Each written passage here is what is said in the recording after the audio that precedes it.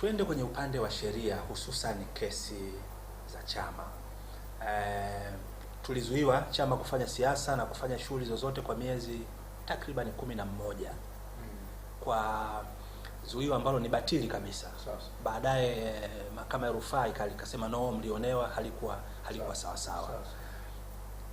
Watanzania wanataka kujua, hivi inapotokea hakimu amefanya makosa kama yale, katoa maamuzi sio ya haki kabisa, baadaye mahakama ya juu yake kasema no, mlionewa, hatima ya yule hakimu nini? Anabakia tu hivi hivi?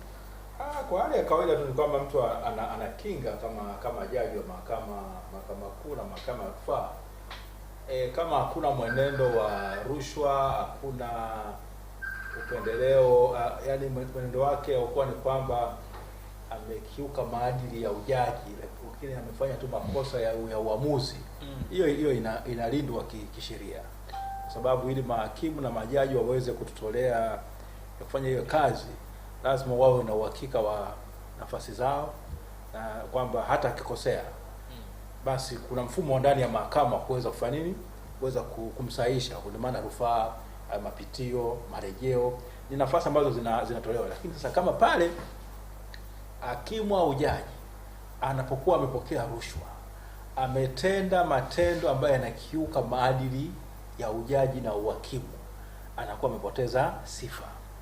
Sasa ukionyesha upendeleo wa dhahiri kabisa, ukakiuka sheria na maamuzi ya mahakama za juu kwa makusudi kabisa, umepewa nafasi ya kurekebisha yale uliyokosea, ukapewa nafasi hiyo ukakataa, ukaendelea kushupaza shingo, hiyo inaweza kuingia katika makosa yale, kwamba una sifa ya kuwa jaji, inatakiwa uchunguze. Sisi katika mahakama zetu, katiba tunasema ili jaji anapokuwa ametenda makosa yake ya kiujaji, amekosea maadili ya ujaji na anatakiwa pengine achunguzwe, basi ile tume ya utumishi wa mahakama itapokea malalamiko na kupeleka kwa ikiachunguzwa, inapeleka kwa rais, kwamba inafikiri kwamba huyu mtu afanye nini, achunguzwe. Na anapotakiwa kuchunguzwa, anatakiwa achunguzwe na jopo la majaji wa Jumuiya ya Madola, yaani sio hapa ndani. Anaweza kuwa mmoja wapo, lakini kwa sehemu kubwa ni majaji wa Jumuiya ya Madola. Kwa hiyo wale ndio watakuja sasa kufanya uchunguzi wao sasa, watahoji wale wanaolalamika, watamhoji na yeye na nani, mwisho wa siku watafanya nini, wanawasilisha ripoti yao. Ripoti yao wakiwasilisha, ile itakachosema ndicho. Ikisema afukuzwe, anafukuzwa. Ikisema aonywe, si ndio? Yaani wakisema kwamba huyu mtu hana sifa ya kuendelea kuwa jaji, kile walichokiandika inabidi rais akitekeleze. Sawa sawa. Kwa hiyo hakuna hapa Tanzania tuna mfano Jaji Mwakibete alishaye kuchunguzwa wakati wa utawala wa Rais Ali Hassan Mwinyi. Mwisho siku akaonekana hana sifa ya kuwa jaji, aliondoka, alipoteza nafasi ile. Akakata rufaa, ikalazimika marehemu Profesa Kanywanyi na Mark Bomani wakapewa sifa za kuwa, yani wakateuliwa rasmi kwa ajili ya kesi yake. Kwa sababu anasema yeye imani na majaji wote mahakama ya rufaa, sababu alikuwa na matatizo nao, ikabidi watafute jopo lingine tofauti na huru waweze kufanya nini, kuhukumu kesi yake, na bado wakasema kwamba makosa yale ambayo yani jopo lilikuta nayo ni yanasimama, kwa hiyo kupoteza sifa kwa jaji. Okay.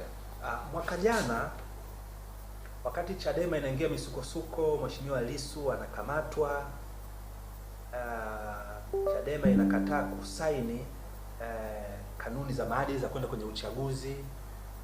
Msajili wa vyama vya siasa alitoa taarifa ya kusitisha ruzuku kwenda kwa Chadema. Sasa baadaye kuna kesi tukakata rufaa. Ile kesi ilikuwa Manyara, mahakama kuu kule Manyara. Sasa mahakama kuu ya Manyara ikaamuru kwamba hayo mazuio ya ofisi ya msajili yaondolewe na Chadema waendelee kupata ruzuku yao. Ile ruzuku imefika bado pesa hazijafika, kwa sababu kwamba tulipata kibali cha kufungua kesi ya mapitio ya ule uamuzi wa msajili. Sasa na baada pale mahakama ikasimamisha ile maamuzi ya msajili ya kutotambua uongozi wa chama na kutotambua secretariat na vile vile kusimamisha ruzuku kwa chama. Serikali wao hawakuridhika. Tumepeleka ile maombi ya mapitio yako tayari mahakamani pale Manyara, lakini wakati tunaendelea vile wakatoa notice ya kufanya nini, ya kukata rufaa, na baadaye wamefungua rufaa mahakama ya rufaa. Kwa hiyo tunasubiri kesi yetu kama wamepandisha juu, wanapinga ule uamuzi tu mdogo wa kupewa ruhusa kufungua ile kesi. Alafu wanasema hatukumjumuisha na bwana Lembrus Mchome. Tutakiwa na yeye tumjumuishe kwa sababu yeye ndiye alikuwa alianzisha mgogoro mzima kwa kuleta malalamiko kwa msajili, na mwisho wa siku msajili kusema kwamba baraza kuu alikuwa na akidi au alikuwa na quorum siku ile ambapo ilipitisha uteuzi wa katibu mkuu, ilipitisha uteuzi wa wajumbe 5 wa kamati kuu nikiwemo na mimi kama mwanasheria mkuu wa chama, na vile vile akasema kwamba kwa kuwa katibu mkuu na manaibu katibu wakuu wote waliteuliwa walithibitishwa isivyo, basi chama hakina secretariat, na kwa kuwa hakina secretariat maana yake hakina uwezo wa kufanya nini, wa kutunza fedha, kupokea na kutumia fedha. Kwa maana hiyo akasimamisha. Sasa baadaye tulimwandikia kwamba zuio limetoka, akawa na kisingizio kwamba bado kuna zuio la mahakama la kwenye kesi yake na Said Isa Mohamed, kwamba yeye hatatoa fedha kutokana na hiyo. Sasa hiyo imepita, kwa hiyo ni wakati wa chama sasa kusiweza kudai tena, na kama atashupaza shingo basi itabidi tufundishane namna tu ya kuweza kuonyeshana nguvu, kwa sababu hii ni nchi ya utawala wa sheria. Haijalishi wewe una cheo gani serikalini, bado uko chini ya sheria. Maamuzi yako wewe ambao unayafanya kama yako kinyume cha sheria, tutakusaidia kukuonyesha kama yako kinyume cha sheria. Kwa hiyo mimi ningewasihi watu wa ofisi ya msajili wa vyama vya siasa, ile fedha ya ruzuku ya Chadema itoke. Zuio halipo, na haki ya kupata. Wao hawajai kwenda kupata amri ya mahakama ya kusitisha ule uamuzi wa zuio la mahakama kuu. Hawana kama hujapata zuio la kuzuia utekelezaji wa ile amri ya mahakama kuu, una haki tena ya kuendelea kufanya kile ambacho ulikuwa umesema hautakifanya, si ndio? Kwa hiyo ni kwamba hiyo fedha inatakiwa idaiwe na ije kwenye chama.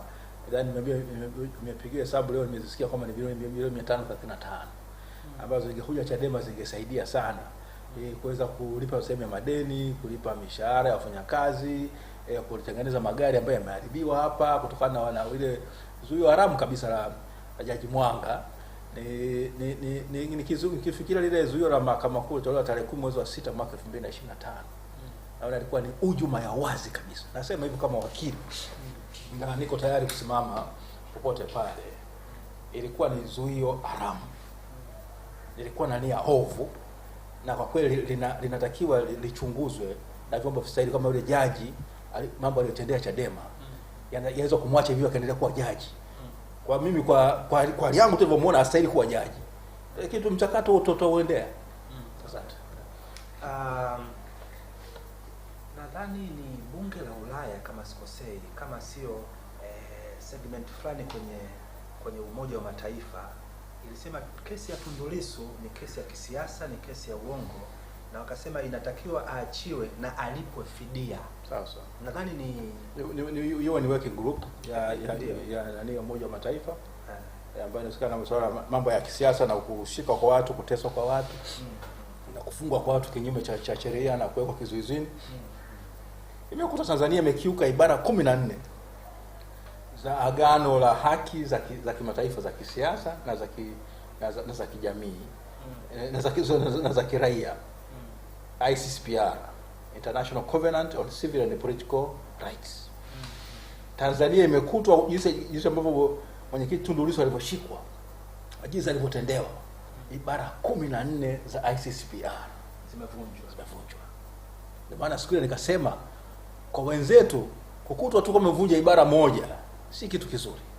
Unapovunja ibara 14 za agano la kimataifa namna hiyo, wewe si muungwana, wewe ni mshenzi. Ndio maana kutungia tuzungumze lugha ambayo watu wanatakiwa kuelewa. Ukiwa mshenzi, umepoteza sifa ya kujumuika na wenzako wa jumuiya ya kimataifa. Kwa sababu jumuiya ya kimataifa imekubaliana nayo sababu kwamba ni makubaliano ya watu waliounganika, civilized people. Hasa ukinapokitenda matendo ambayo si ya watu ambao wameunganika, civilized, si ndio? Wewe ni mshenzi. Hasa huwezi kuwa na taifa ambalo lina watu washenzi, linaongozwa na watu washenzi, na tena matendo ya kishenzi. Na baada ya hapo tumeyaona watu wanapigwa mahakamani kwenda Kisutu. Watu wanapigwa, wanaumizwa, wanajeruhiwa, wanatupwa mapolini huko, wanavuliwa nguo, wanafirwa. Matendo ya kishenzi. Sasa haya ni masuala ambayo Watanzania lazima waseme, je, ndio taifa ambalo tunalijenga kweli ile? Yaani wewe ungependa kusikia nchi yako, serikali yako au vyombo vya ulinzi vya usalama vinatenda matendo kama hayo kwa jina lako? Yaani Watanzania waseme kwamba tukienda kwa nje, Watanzania matendo haya ya kishenzi. Maana yake you are uncultured, uncouth, uncivilized. Ni hayawani ndio wanatenda matendo kama haya. Sasa ni mambo ambayo yanauma sana, kwamba ukutegemea hata katika ndoto zako mbaya kama tungefika hapa. Chama hiki cha hayawani kimetufikisha hapa. Hao manyang'au wametufikisha hapa. Sababu lazima tuwaite hivyo.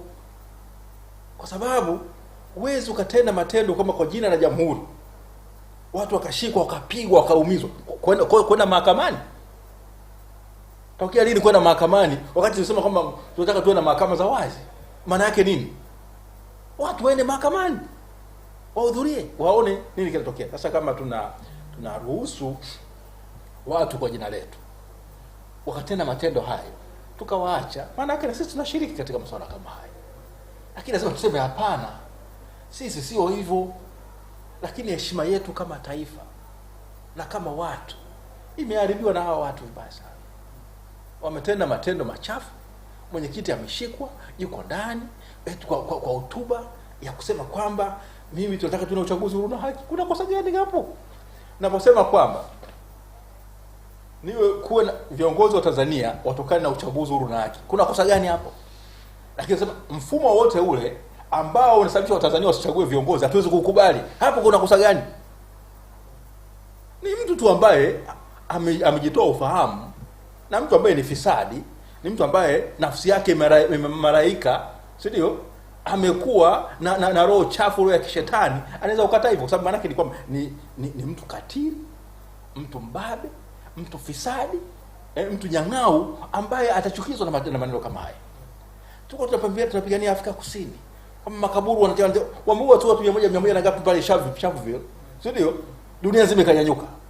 Wakaua wa vijana wale wanafunzi tarehe 16 mwezi wa 6 mwaka 76. Mambo ya Soweto. Tukanyanyuka juu. Leo sisi tunaua maelfu ya Watanzania. Alafu nataka kusema kwamba sisi ni watu waungwana. Tuachwe hivi tuendelee. Hapo kuna swali nataka nikuulize. Kama umejiunga sasa hivi, tupo Chadema TV na nipo na mwanasheria mkuu wa chama Mheshimiwa Nshala. Huyu alikuwa pia ni rais wa TLS, chama cha wanasheria wa Tanganyika. Tunajadili hapa mambo mawili matatu kutokana na siasa za Tanzania, lakini mwelekeo wa Chadema wakati kikao cha kamati kuu kikiwa kinaendelea.